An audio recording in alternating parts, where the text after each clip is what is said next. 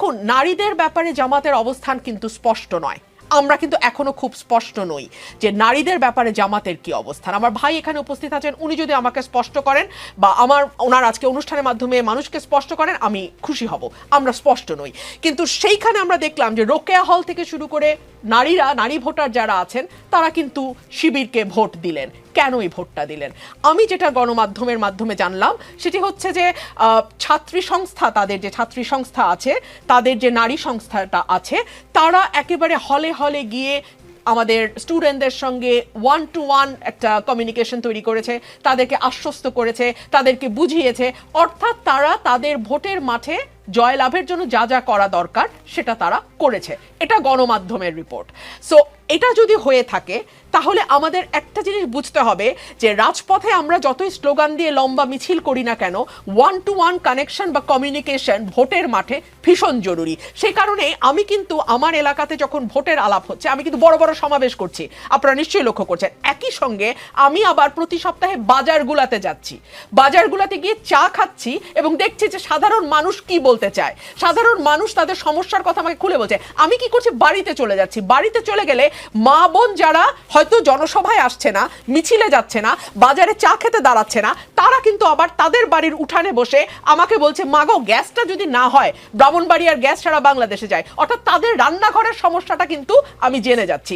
So এই যে 1-to-1 people to people connection, it is very important. 1, 2 হচ্ছে এই সময়টা স্মার্ট পলিটিক্সের যুগ। আপনাকে স্মার্ট পিপল আনতে হবে, আপনাকে স্মার্ট পিপল দিয়ে সাজাতে হবে, আপনাকে স্মার্ট পিপল দিয়ে পলিটিক্স করতে হবে। আমাকে একটু সময় দিতে হবে। আর শিশির মনির যে কথাটি বললেন আমার ভাই, আমি ওনার সঙ্গে একমত, কারণ ওনার আগে এটা লিখে রেখেছিলাম, দেখলাম উনিও বলছেন পলিটিক্সে মেরিটোক্রেসি, তার কোনো মানে এটার আর কোনো অল্টারনেটিভ হতে পারে না। পলিটিক্সে আপনাকে মেরিটোক্রেসি আনতে হবে। যদি আপনার কাছে পলিটিক্সের অর্থ হয়ে থাকে, আমি এটা যে কোনো দলের ব্যাপারই বলছি, এটা আমি কোনো বিশেষ দল না, আমি জামাতকেও বলছি, আমি বিএনপিকে বলছি, আমি আওয়ামী লীগকে বলছি, আমি অ্যাজ আ হোল বলছি।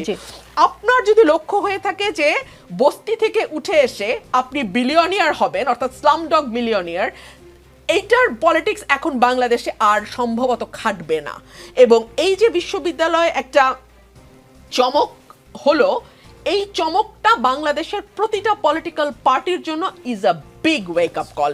যে আপনি যদি পিপল টু পিপল কানেকশন তৈরি করতে পারেন, আপনি যদি মেরিটোক্রেসিকে প্রাধান্য দেন, আপনি যদি মানে উত্তর উত্তর দক্ষিণ দক্ষিণ বা অমুক ভাই তমুক ভাই, তুমি আমার আমি তোমার, এই পলিটিক্সের বাইরে গিয়ে যদি আপনি আর একটু ব্রডার পার্সপেক্টিভে পলিটিক্সটাকে দেখতে না পারেন, আপনি যদি বয়ানের পরিবর্তে পাল্টা বয়ান তৈরি করতে না পারেন, এবং যারা আপনার বয়ান তৈরি করে দিচ্ছে তাদেরকে দলে যথাযথ মূল্যায়ন করতে না পারেন, তাহলে এই ভরাডুবি জাস্ট শুরুই হলো।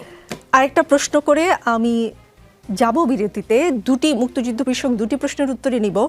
ব্যারিস্টার রুমিন ফারহানা, ডাকসুর মুক্তিযুদ্ধ বিষয়ক সম্পাদক পদটাও কিন্তু শিবির সমর্থিত জোটের ঘরে, কেমন করে কিভাবে? কারণ এটি নিয়ে আসলে ডাকসু নির্বাচনের আগে আপনারা এক ধরনের বয়ান তৈরি করার, আপনারা মানে আমি ছাত্র দলের কথা বলছি, এক ধরনের বয়ান তৈরি করার চেষ্টা করেছিলেন। এখানে চন্দ্রদীপ নামে একজনের একটি মন্তব্য পড়ে শোনাতে চাই। একবার ভাবুন তো, ডাকসু নির্বাচনে একটা পদ তৈরি করা হলো, জুলাই অভ্যুত্থান বিষয়ক সম্পাদক, সেই পদে কোনো একদিন নির্বাচিত হলো ছাত্রলীগ।